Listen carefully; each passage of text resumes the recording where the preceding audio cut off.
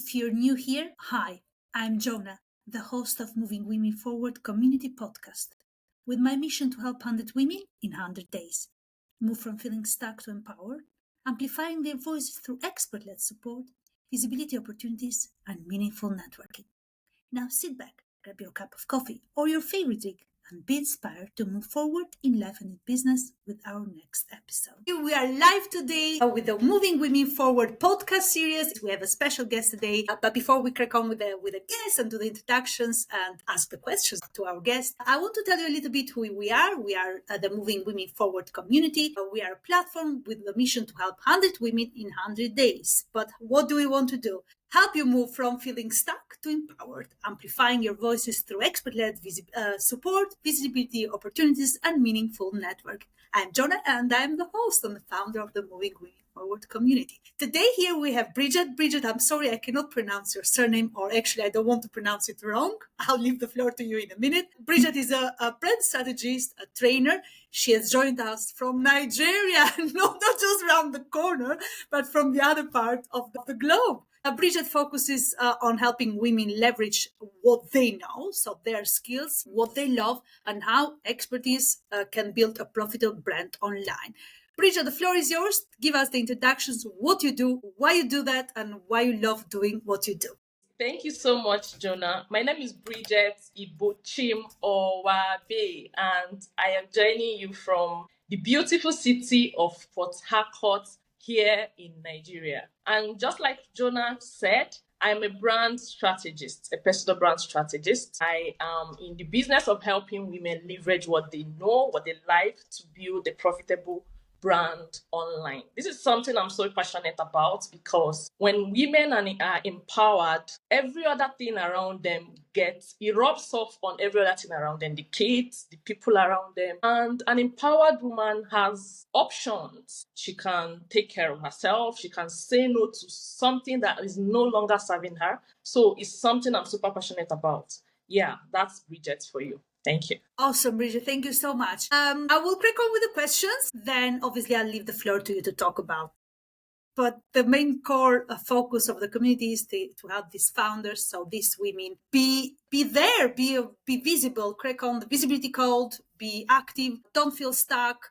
This is not just in life, but it's also in business, or vice versa. It's not just business, but it's life, because they work as a combo. So I want to understand from the powerful lived experience, you talk about women having already the skill set. So they know they have something. How can they turn it into something profitable? I don't want the strategy. Obviously, this is a wider discussion, but simple steps. How can this happen? All right. So simple steps, practical steps. If you want to turn what you know to a profitable brand, like I said, as a woman, the first thing you really need to know is do an inventory of the things you know. Like we do know a lot of things. There are things that have happened to you personally and you kind of know them. You might be a professional who is trained. So it's something you know. So it's a skill that you intentionally went to learn, probably because it's something you love or you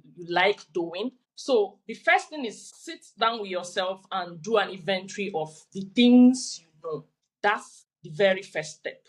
Put them down. Those things you know, either you acquired it or is inherent, wherever it's coming from. Just help me put them all down. When you're done with that step, now ask yourself, we are going to do the profitability check because you want to do something that is profitable, right? So we do the profitability check. Is this something I love?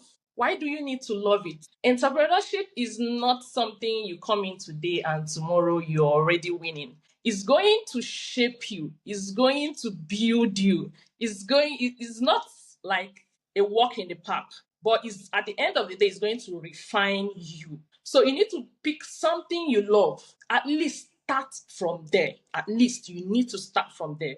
It needs to be something you love because it will give you that energy to feel like you're just doing it because you love doing it. Yeah? It's going to give you that energy. It's going to give you that initial push. It's going to keep you long enough to start seeing results. So you need to love it. That's number one. Then, how good are you on this particular skill?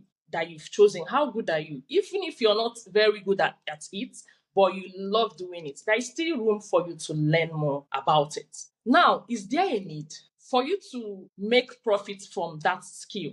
There must be need for it. Is this something people love? Is it something people are asking of? Like, there is a market for that skill. There must be a market for that skill. You love it, there is a market for it, you're knowledgeable about it. Those are the three main things you need to do to that particular skill that you've picked. Now, what exact problem does that skill solve for that person? What exact problem? Because your skill can solve different problems, but if you're getting started, you just need to be focused and specific to be able to move someone from point A to point B. So you need to really outline what problem that skill is going to help that person solve. And you need to validate the skill. How do you validate that skill? You simply need to work with someone, of course. And because the online space is the main thing now, you need to choose one of your favorite platform, any of the platform that you feel very comfortable with. Come on there. Let your presence, let your social presence, let your bio, let it talk about that skill that you're doing. So that when someone lands there, the person can, at the first instance, see that, okay, this is something you do, at least for the first time. This is something the person has an idea of what you do, even when they have not encountered you. Yeah. So find a way to work with someone. It could be at a very reduced price. You're just testing it out. You're like testing it with a better client just for you to be sure that this skill works and is profitable. And of course, from there, you're going to optimize and make it better. So these are the few practical steps you can turn what you know into something profitable. Of course, there are other steps. So once you follow these simple steps, you are getting there already. There's so much to learn about. There's so much to look out for. But I like the concept on inventory. It's very interesting. People think that they don't know where to find ideas. They don't know how to use those ideas. But at the end of the day, they are in front of them and they're already using those ideas. They are already implementing in a way or another, I guess. So that's pretty interesting of going deep and understand what you already have. It's like a little audit you're doing to yourself, right? So you're drilling down of what you have and how can you optimize the things that you already have, or how can you use those to your advantage. A very good point. Thank you, Bridget, for that. So I know you're a brand strategist, a trainer, obviously, so you train founders, business owners about branding, but I want to understand from the personal branding point of view. So we talk about personal branding with specialists in podcast. If it's not in podcast, we talk in other conversations, but it feels overwhelming. People think that branding is some sort of massive umbrella that is going to cover every single action or movement or any single direction of their business. Now, I want to understand from you, does branding, personal branding, and the skills go together, or how do they mix together to make a profitable business, to turn it into a profitable business? The personal branding and the skills, how do they interact together? How do they work together in order to make a profitable business? All right. From that skill, obviously. So personal branding is encompassing, is of course. So how does it connect with your skill and building a profitable business? Now, whether you like it or not, you're already a brand, and your brand is everything about you. If you want to build that brand through that skill, you need to start asking yourself, what do I want people to know me as? When you hear Bridget, what do you want to come to the people's mind? What do you want them to think about you? How do you want them to feel about you? So that is why you need to be intentional when you're picking that skill you want to profit with online, because without a skill, without having that skill, either as a product of or a service, that's the only way you can start talking about profitability. There must be a service or a product. So when you're choosing a skill you want to build your brand on, you need to be intentional about it. Let it be something that, of course, something you love and something you want to be doing like long term, something you want to be known for. Yeah. So something when they mention your name and it rings a bell. Yeah. So that is how you go about picking your skill and building a brand on it. And it's simply showing up online just as you would offline. The things you love, your skills, your values is not something you can pretend about, and it's not something you can fake about, because you can't fake it for a long time. Yeah. From people, from the way they see you, the way you comment, the way you do your things, people who have the spirit of discernment, they'll start to see you for who you are. Even if they are just seeing you online, they'll begin to feel who you are. And most times they are correct, even without seeing you personally.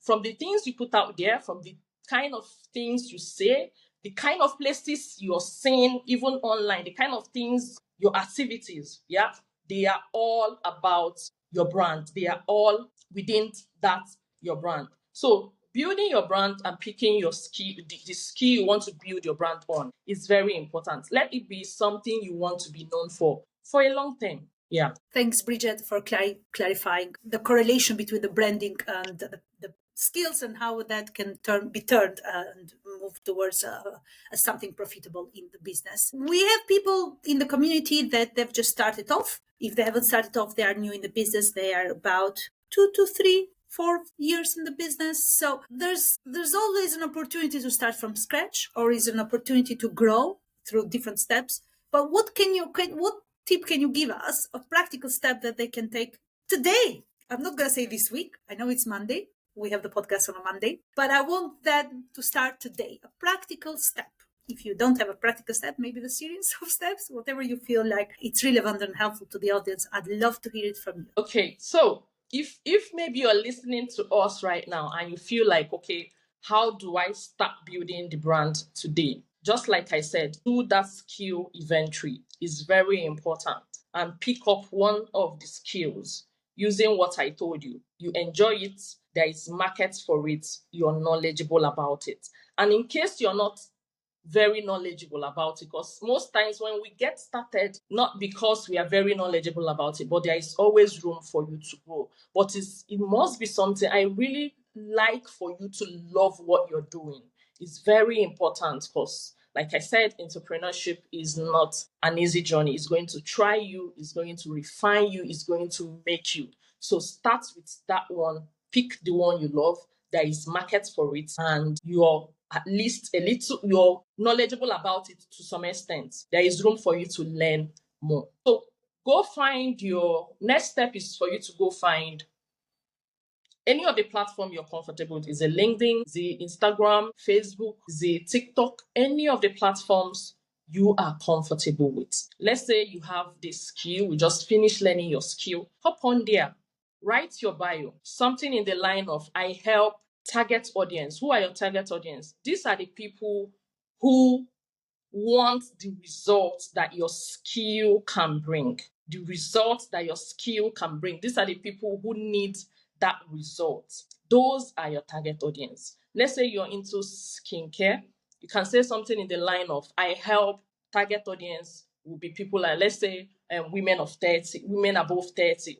Why women above 30? Of course, younger women, they are still their skins are still very beautiful. They might not need much to glow up their skin. So you need to be intentional about who you're picking as the brackets you're picking as your target audience. They have to be people who really need what you're offering, not like someone around, a woman around 25 don't really care much about her skin like a woman above 30. A woman below can do without it, even if she love it. Is not a very pressing need for her at that moment. It could be for someone above 30. Yeah. So you need to be intentional. Find who your target audience is. So you can say something in the line of help target audience, which are women above 30, to result, to feel comfortable with their skin, to fall in love with with their skin. Of course, just say it so that let them see the result you are about to give them. Of course, there is always room for you to refine whatever you're putting out there. You can go in the line of skincare therapist. I help women above 30 to fall in love with their skin, to feel comfortable with their skin. So once someone comes there, they have an idea of what to expect from you. The next thing you need to do is educate your target audience about what you do. Let them know what you do. You can educate them. You can share stories around why you do what you do. And maybe the persons, even if most times your first client is yourself. Most times your first client is yourself. So are there some results it has gotten for you? How it helped you or how it helped ABC to get such results? Yeah. So you have to educate them on those things. Why do you do what you do? Why do you even choose to do this particular thing? There must be a reason why you do what you do. There must be a reason why you choose to do what you do. Those can come off as your content. You're simply educating your target audience. You're making them see themselves in you and say, okay, I can relate to what this person is talking about. Let's say you've been doing this for 3 to 6 months, you've been educating them. You might have gotten 1 or 2 people to work with. They will call them your better clients. People you just want to be sure that this works. It could be something you do for free or for a very, very reduced price just to validate. You need to validate what you're doing. Yeah. So you need to make an offer. If it's a free discovery call where you hop on with them, give them some skincare routine or stuff like that. Yeah. So you're making that offer and they get to work with you. From there, you will optimize what works. Because once they are working with you, you're seeing some loopholes. Of course, you're not an expert yet. Nobody starts as an expert. So those loopholes, you ask them questions. Where are the places you need to optimize? From there, you get to optimize those stuff. And even as you're talking about what you do, as you're creating your content, you're also engaging with other people, yeah? Because you want people to engage with you, with your own comments, with your own content and stuff like that. So you need to also be reciprocating that with other people. Because it's not just about building a brand, you're also building your presence. You're also building a community. People are seeing you, you're that helpful person, and all those things all add up. Yeah. So it becomes easier for you to step up from there, to scale from there. Of course, there are a whole lot of other things you can do at the back end to make sure what you're doing works, like making it work for you even where you sleep. So all those things can come as an advance, but you just need to get that momentum to get started. Start doing something you love and grow from there. Wonderful. Thank you, Bridget. I have a last question actually for you. Maybe this wasn't planned, but I've got to ask it and we're live. Now, we talk about branding, we talk about visibility, we talk about ways to do that, ways to get online, ways to market ourselves and make a profitable business out of our skills. Now, I want to understand a little bit about niching. So niching is when we pick up our segment of the market, right? So based on our skills, you said pick your skill and you grow from there. Wonderful. Now I want to understand, when is the niching moment? When is the niching element that we are choosing? Because people want to start doing 1,000 things. They want to start helping 1,000 people. Obviously, the more the better. In terms of, is it niching important for your brand? It is. Is it important? There you go. Thank you. It is. But it's not really a headache. It's not really a headache. It could be for someone who is just looking at it from out there. But when you do your skill inventory, there could be 1 or 2 skills that could work together. There are some that are apart. If you do your skill inventory, anyone you're picking up is already under a niche. And when we talk about personal branding, your niche most of the time is you. Your niche is you. The things you love and you're knowledgeable about. It's already under a niche. It is already under a niche. If you do that skill inventory very well, it is under a niche already.